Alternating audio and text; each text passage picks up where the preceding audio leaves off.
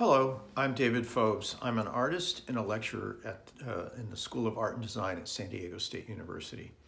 This video is on multiple means of expression used in the classroom. I teach 3 foundation courses for the School of Art and Design. Art 104, Artists and Designers in Real Time, where we bring in visiting professional artists to talk to the students. We bring in about 12 professional artists a semester. I teach Art 101, 2-dimensional design, and Art 103, 3-dimensional design. All of these classes are foundation courses. The students generally are freshmen and sophomore. There's no prerequisites to the class, and they're open to a variety of majors beyond art majors. However, these classes are required by all art majors.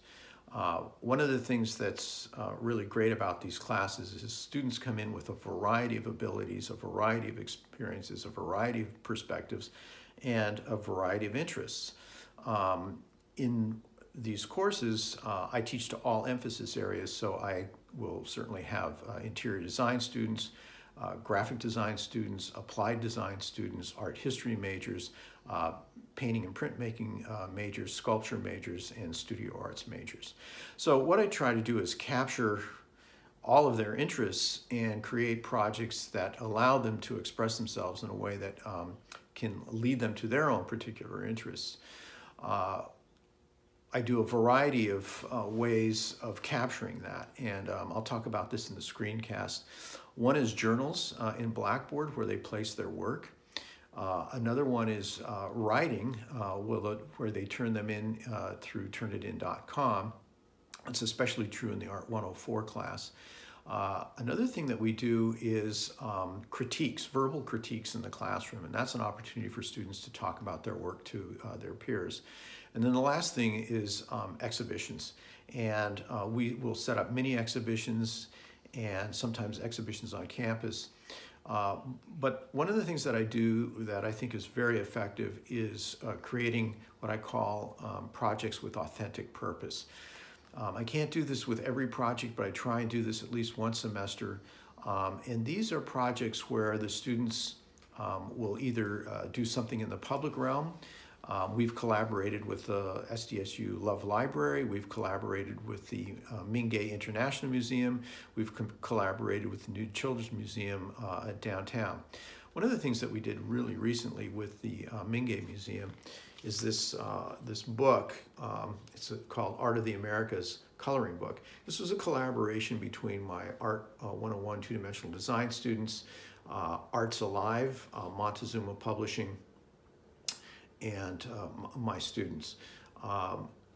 This was a project where students went into the exhibition at the Mingei Museum, and what they did is they looked at particular objects and then they made illustrations. I'll talk more about this when we get to the screencast.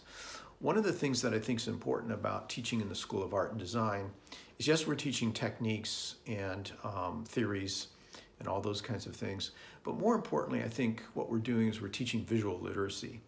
And that is something that is a skill that is necessary for the 21st century, certainly. I talk a lot about the currency of image and how important that is in the current art and design fields.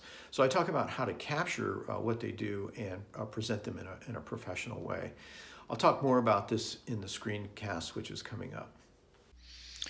Hello, this is David Phobes again, and through the magic of video, we've transitioned to one of my Blackboard pages. I just brought this up just to show, what the students see, and in all my classes, what I do is I have them place their work in journals. And actually in this class we have about 15 journals. I just have the last 3 that were set up, and so I'll talk a little bit about this project, but this was the final one, and so they come in and they can see the instructions. This project, at this point they've had a lot of instruction in both traditional media and digital media, so they can produce this either way. So this would be the requirements if they did it in digital media. It's a portrait in partitive color, which is bits and pieces of information. And it's restricted to a certain color palette, so they post their color palette and then they post the original image. If they painted it, all they have to do is post the painted image and then the original image. And so we'll look at a couple of these. So this is one that was done digitally, and you can see the original photograph here. They're required to take the photograph, so most of them haven't done any kind of careful photography. So we talk about lighting and resolution and all that. And this was a really nice solution to the problem. There's so many ways to do this project. And even within the restricted color palette, there's many ways of doing this.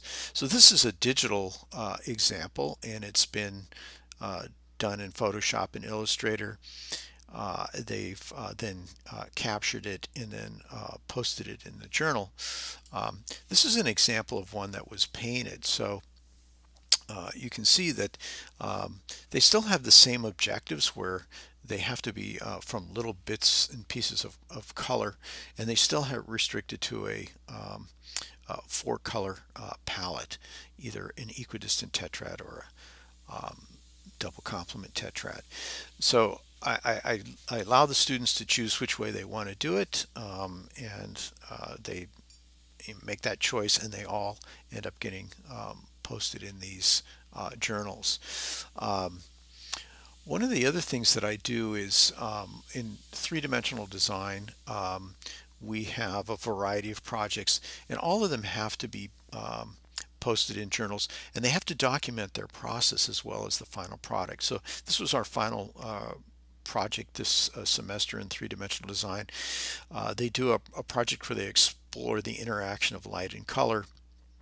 And there's, again, many ways they can approach this. I teach them how to document their work and how to take these photographs. They take them themselves. But one of the things they have to do is, in the journal, they have to professionally represent their process, and then they have to write about it. So we talk about the different ways of visually reading the project as they're in process. So this is a very nice journal of that. The other thing that I do in this class is that we do collaborative projects, and this is one that was done actually last semester. It's called Towers of Revolution, and the students use cardboard and they build these large-scale towers that are usually about 10 to 12 feet tall, and they work in groups of 5. And again, what they have to do is really document their experience. What's really cool about this project is when they're done, well, we just smash them up and recycle them in the cardboard recycling. So really their takeaway is their experience, and I try and get them to get over the fact that they have to have an object to take home for every project. So this is kind of a nice documentation. You can see the scale.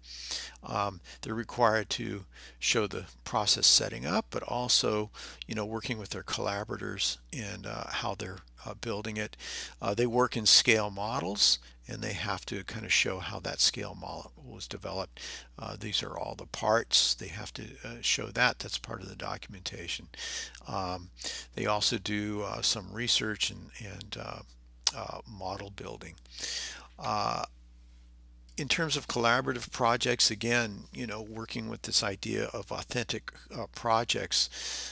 In 2012, we did a terrific project with the San Diego New Children's Museum, and the students actually did a blog through Blogger, and each group, they worked in teams.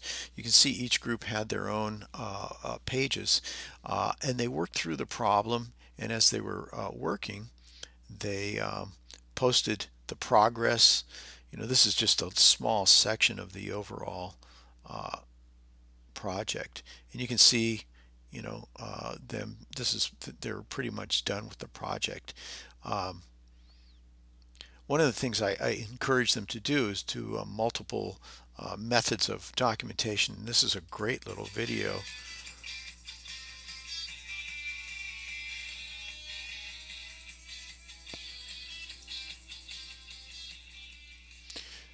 They really do have to use tools, and here they are. We're having a critique with the people from the museum, and then each student talked a little bit about their experience.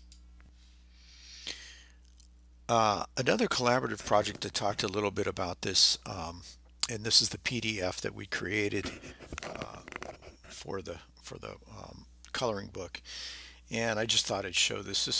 Was really another terrific project. The students created the artwork for the cover, and I worked with Montezuma Publishing. They did a great job of editing it. You know, I was able to write a foreword, and then I talked a little bit about the actual project. So there are very specific parameters, and they had to research each object. So each student picked an object from the exhibition and then did their research on it. And then this research was actually run through Turnitin.com. And if there was any issues of unoriginal content, they had to rewrite it. So we were very concerned about that, you know, that was you know, this really strong research was part of it. They also got to write a little reflection about, you know, why they picked the piece. So they would start with, you know, an image, and then they'd have to turn that three-dimensional object into a two-dimensional pattern. And there were different ways of doing it. Some of them did these tile patterns, and some of them did, you know, these radial patterns. This was a really terrific one. They could do them digitally, or they could do them in, you know, analog. So again, it's meeting their different aptitudes and interests. So lots of choice in these projects. But finally, they did have to end up as printed objects. So they were required to turn these into digital PDFs, and there was very specific parameters about that. In my 104 class, our final project is a collaborative project. Now, all semester long, they've been reviewing the speakers, and they've had research papers, and they do it all through Turnitin. But the final project is a collaborative project where they do a virtual exhibition. So 6 students get together and create that. And what's really cool is that this project is all done through Google Slides, and then they make the presentation to the class, and then their final research paper is a document that they upload their slides, and then they talk about it. And I've got a very specific format, and this is why it looks like this. It's a template. It makes it very easy for them to satisfy all the requirements. But this is a great project, and they learn a lot from the research, and then it's really great seeing them present the works at the end of the semester.